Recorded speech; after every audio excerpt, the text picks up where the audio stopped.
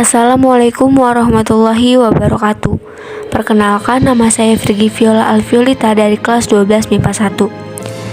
Saya akan membahas mengenai pemberontakan Angkatan Perang Ratu Adil atau yang disingkat menjadi APRA.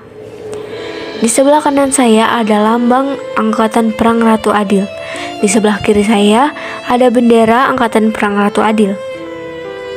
Apa sih yang dimaksud dengan pemberontakan APRA? Pemberontakan APRA adalah pemberontakan yang terjadi pada 23 Januari 1950 di Bandung, yang didalangi oleh Kapten Raymond Westerling. Raymond Westerling adalah seorang kolonialis Belanda. Nama APRA ini berasal dari ramalan Jawa kuno, yaitu ramalan Jayabaya yang meramalkan kedatangan seorang Ratu Adil keturunan Turki. Karena mempunyai keturunan Turki, Westerling memandang dirinya sebagai sang Ratu Adil yang diramalkan akan menyelamatkan Indonesia. Latar belakang dari pemberontakan APRA adalah yang pertama, kekecewaan terhadap TNI dan KNIL yang harus bergabung bersama di APRIS. Yang kedua, KNIL yang tidak setuju dengan pembentukan APRIS di Jawa Barat.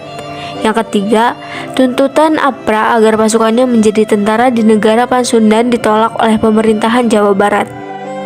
Tujuan pemberontakan APRA yaitu yang pertama, APRA ingin agar keberadaan negara Pasundan dipertahankan. Yang kedua, menjadikan mereka sebagai tentara negara federal di Jawa Barat. Alasan pemberontakan APRA. Pemberontakan APRA diawali dari pembentukan APRIS yang menimbulkan ketegangan antara TNI dan bekas tentara KNIL. Ditambah dengan pertentangan politik antara mempertahankan bentuk negara bagian yang diduduki pihak APRA dan kelompok menginginkan negara kesatuan didukung oleh TNI. APRA mengajukan ultimatum kepada pemerintahan RIS yang isinya menuntut supaya APRA diakui sebagai tentara Pasundan dan menolak dibubarkannya Pasundan atau negara federal tersebut. Ultimatum ini segera dijawab Perdana Menteri Hatta dengan memerintahkan penangkapan terhadap Westerling. Akan tetapi, APRA malah bergerak menyerbu kota Bandung secara mendadak dan melakukan tindakan teror. Lalu mereka berhasil untuk menduduki markas Siliwangi. APRA membantai setiap anggota TNI termasuk membunuh perwira divisi Siliwangi yaitu Letnan Kolonel Lembong. Tidak hanya membunuh anggota TNI, Westerling juga melakukan pembunuhan terhadap warga Bandung sehingga banyak sekali mayat bertebaran di jalan. Pemerintahan RIS memperkuat pertahanan kota Bandung, mengirimkan bala bantuan polisi dari Jawa Tengah dan Jawa Timur yang ketika itu sedang berada di Jakarta. Pada saat itu juga TNI mengkonsolidasi kekuatannya. Karena itu gerombolan APRA dapat dipaksa mengundurkan diri dari kota Bandung. Setelah melarikan diri dari Bandung, Westerling masih ingin melanjutkan misinya di Jakarta, yaitu menangkap semua menteri RIS yang sedang menghadiri sidang kabinet dan membantainya. Tetapi rapat dibatalkan karena ada tindakan preventif dari pihak intelijen.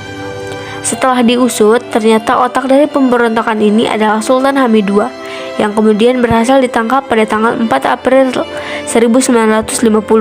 Setelah kedua misinya gagal, akhirnya Westerling melarikan diri ke Belanda dengan menumpang pesawat Catalina milik Angkatan Laut Belanda. Jadi, kesimpulan dari materi pemberontakan APRA adalah yang pertama, pada tanggal 23 Januari 1950, Raymond Westerling menggerakkan pasukan APRA berkekuatan lebih dari 800 orang untuk menyerang kota Bandung. Yang kedua, pasukan APRA berhasil menduduki markas staf divisi Siliwangi. Yang ketiga, selain di Bandung, APRA merencanakan gerakan di Jakarta yang dibantu oleh Sultan Hamid II yang dilaksanakan pada 24 Januari 1950. Sekian penjelasan dari saya. Terima kasih. Wassalamualaikum warahmatullahi wabarakatuh.